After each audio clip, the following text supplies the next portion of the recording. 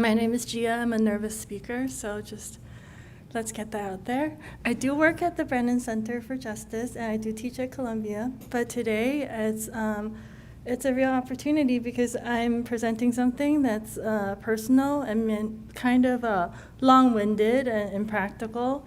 And if it doesn't go well, it doesn't have anything to do with the Brennan Center for Justice, which does very important work where I work on redistricting maps, nor does it have anything to do with Columbia, which kind of supported the work, but they're nice, so this is a separate thing.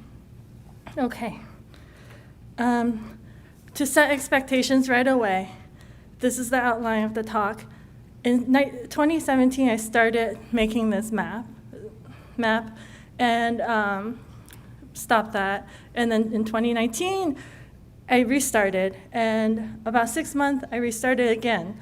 But there's no natural conclusion to this, so just set your expectations accordingly right away. In 2017, I was a research assistant doing my PhD on something else. And I was put on these, various research projects that I supported. One was about satellite maps, and one was about the census. And as everyone knows, I love the census. They're very different.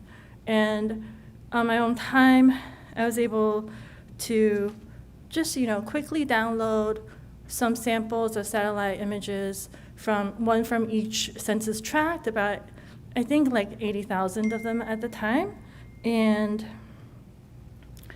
put together grids that I sorted according to census data. And once I had this initial image, I thought I could do something with this, So you can see that immediately the top ranking percentages for different census race definitions they look very different. So what I ended up doing was making an interface, a search and filter interface for all the different census data that are tract-based, and I'm able to just make grids on the fly for these different things. For example, high percent of residents over 85.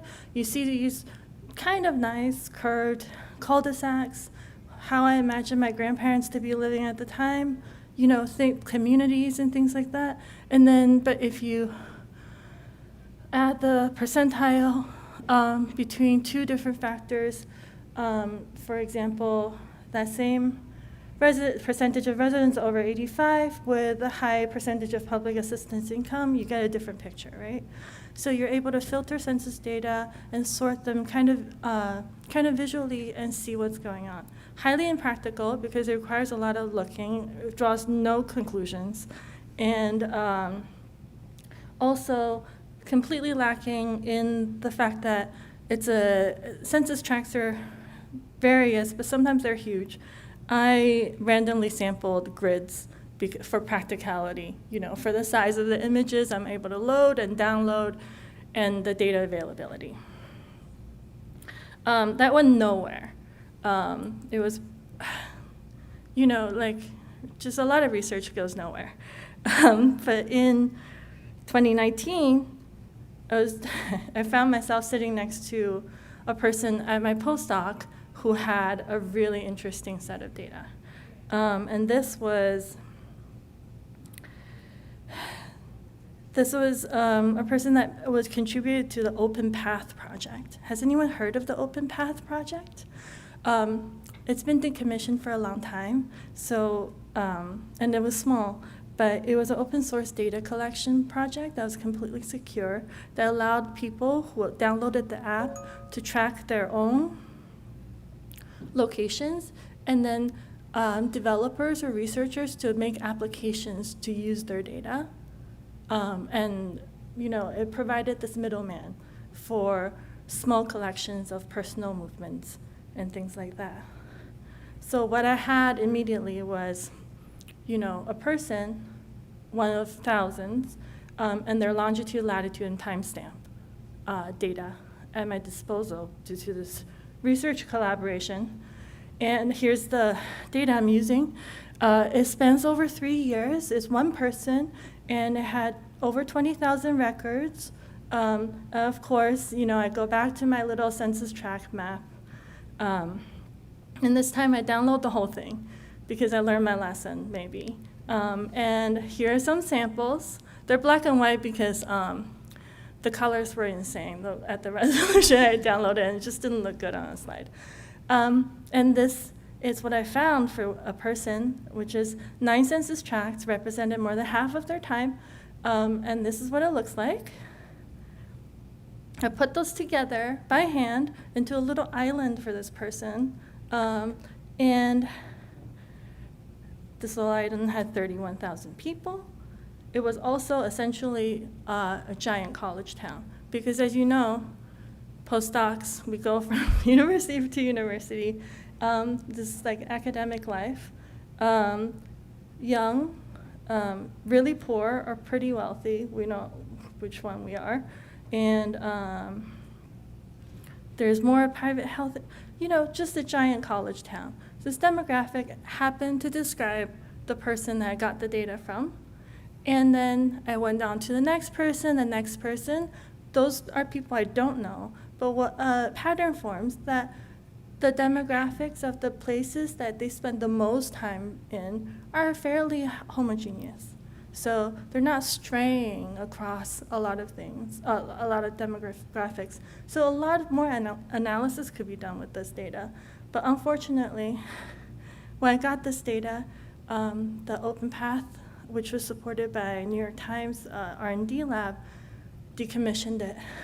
And I had the data in hand, but I no longer had permission to work with the other data. I only had this one person's permission. So this is the single map that comes out of that.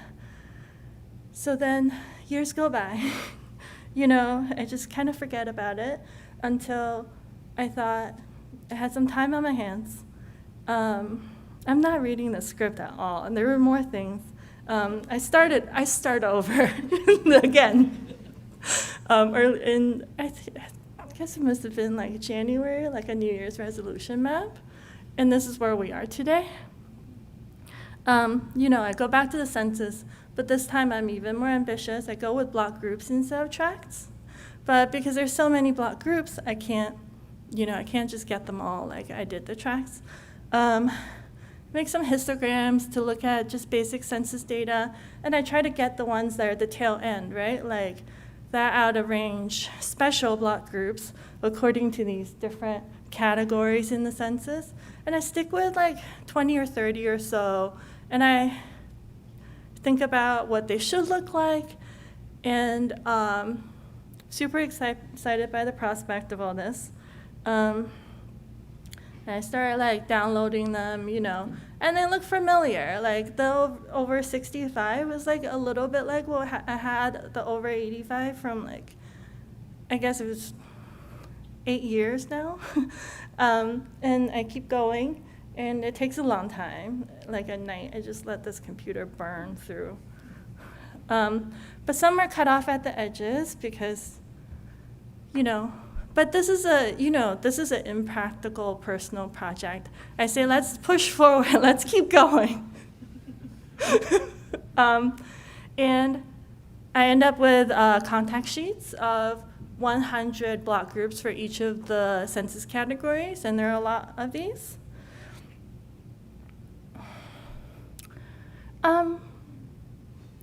There's a qualitative difference here because some demographics are in block groups that are large, and they get cut off and they become rectangles, unfortunately. So that's something for me to resolve later, right?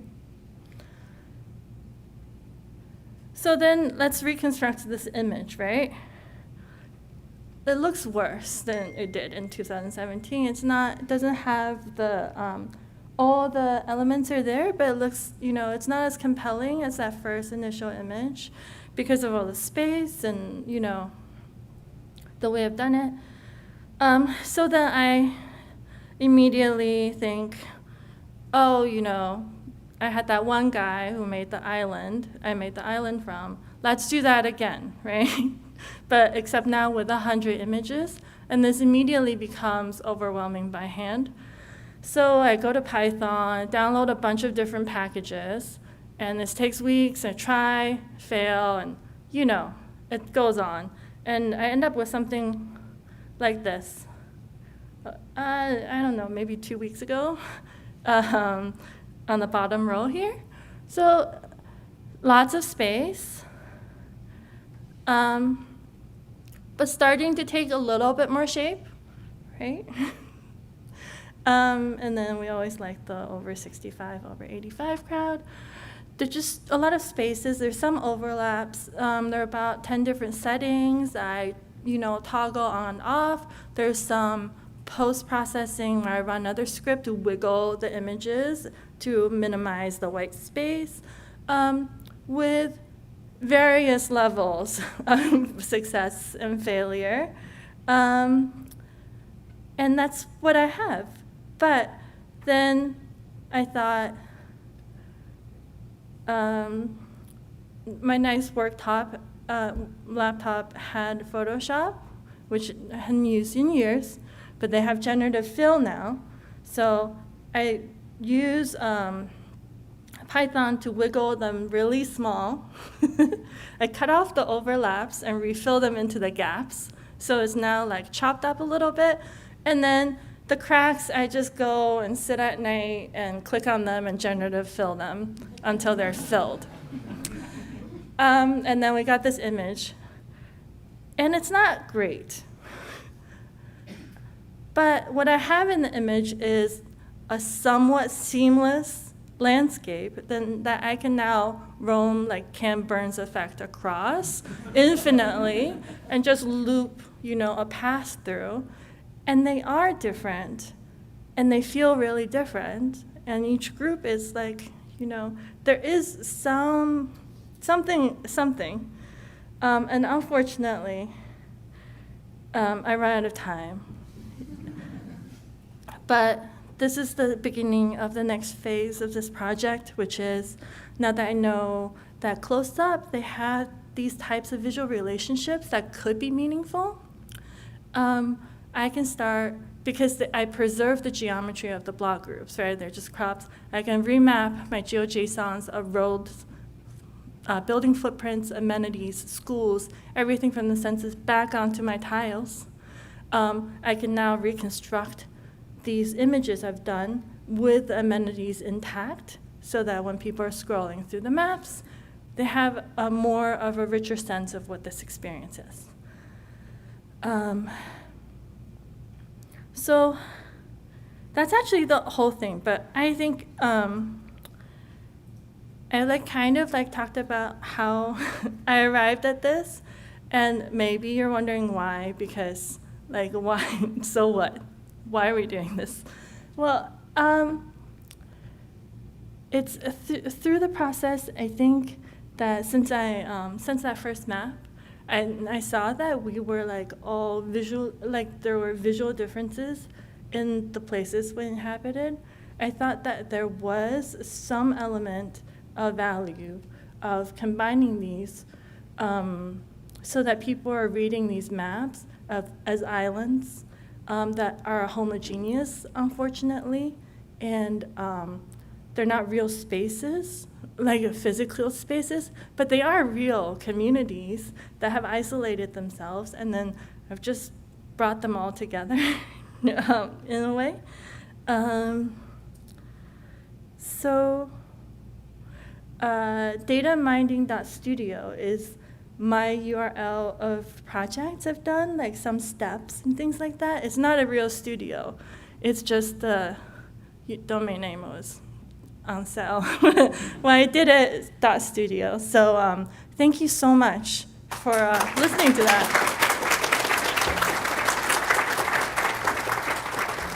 Okay. Do we have any questions? Yes. Have you thought or looked at doing land cover classifications with those? It seems like that could be interesting. Some have more green or more. I would. Remote sensing techniques. That would be really cool. I haven't. I think they're. it's contained within my skill set. So I would love to talk to you about it if that's something, yeah?